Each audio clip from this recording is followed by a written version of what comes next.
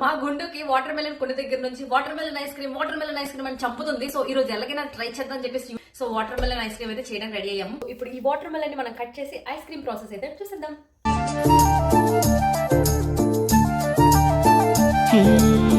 నిలువద్దము నిన్ను ఎప్పుడైనా నువ్వు ఎవ్వరు అని అడిగేనా ఆ చిత్రమే గమనిస్తున్నా కొత్తగా